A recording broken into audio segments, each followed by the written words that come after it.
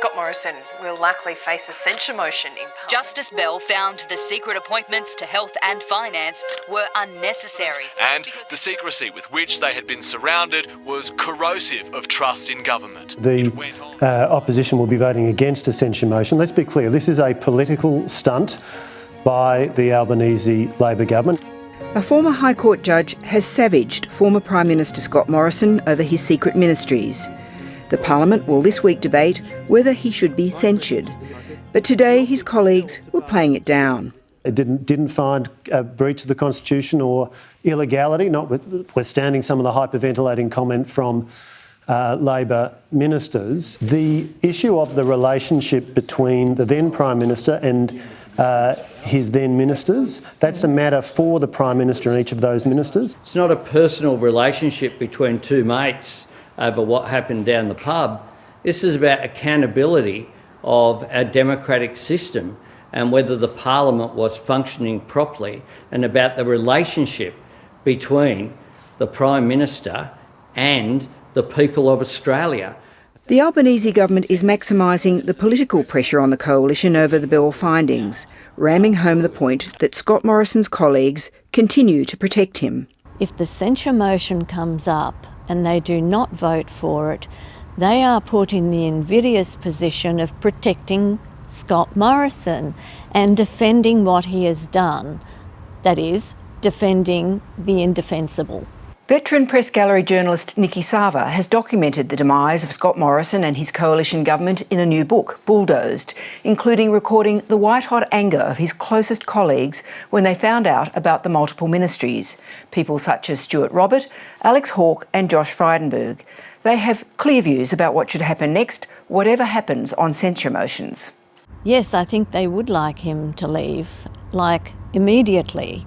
Initially there was this view that, maybe this will go away, there are more important things to worry about, we'll talk about cost of living, and this doesn't really matter. And I think that was a grave misjudgment, particularly on the part of Dutton. And while ever he is there, while ever he remains in Parliament, they can't draw a line under his tenure. In her report released on Friday, Justice Virginia Bell agreed with Solicitor General Stephen Donoghue that Mr Morrison's actions fundamentally undermined the principles of responsible government. They were apt to undermine public confidence and were corrosive of trust in government. She cuttingly concluded his explanations for his actions were difficult to reconcile and improbable in the extreme. The appointments had little, if any, connection to the pandemic, she said, but rather were made to give Mr Morrison powers to cancel visas, decide citizenship, approve foreign investment proposals and resource exploration licences, and to unilaterally authorise billions of dollars of spending as Minister for Finance in national cabinet negotiations with the states. I think it tells us a lot about his character and a lot about the way he went around conducting himself as Prime Minister. And I think during the whole COVID episode, I think he, withdrew more and more into himself to the point where he was, I think, just not thinking rationally and was probably a bit deluded. I think he was distrustful.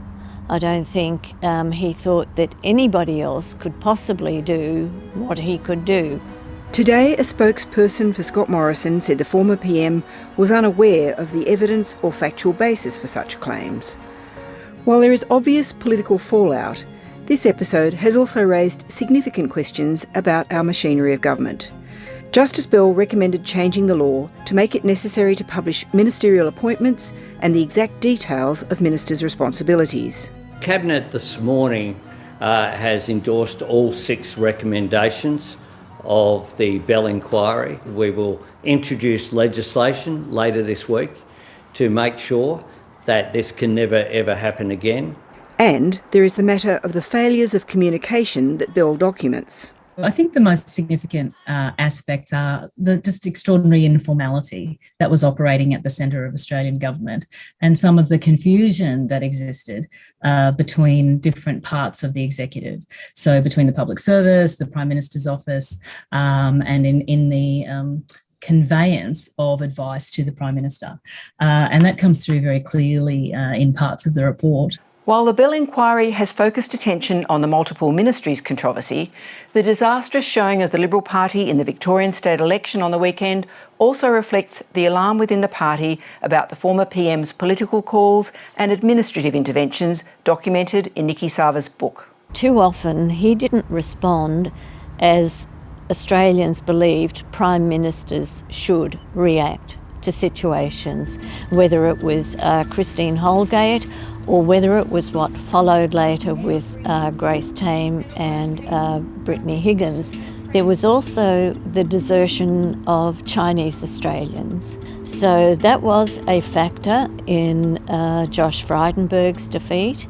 And in Victoria on Saturday, they didn't pick up Box Hill and they didn't pick up Ashwood. The infiltration of the religious right has also been much debated as a factor in the weekend election result.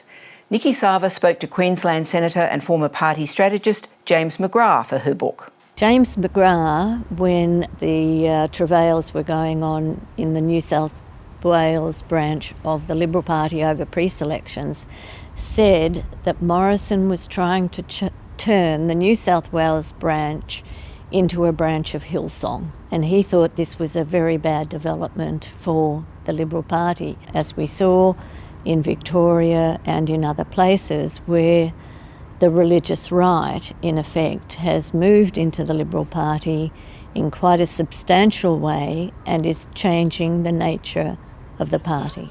Even if the Coalition does not want to confront these issues, you can be sure that the government will keep pursuing them. It's a cult of secrecy and a culture of cover-up which arrogantly dismiss scrutiny as an inconvenience. And members of the former government and current opposition enable this culture.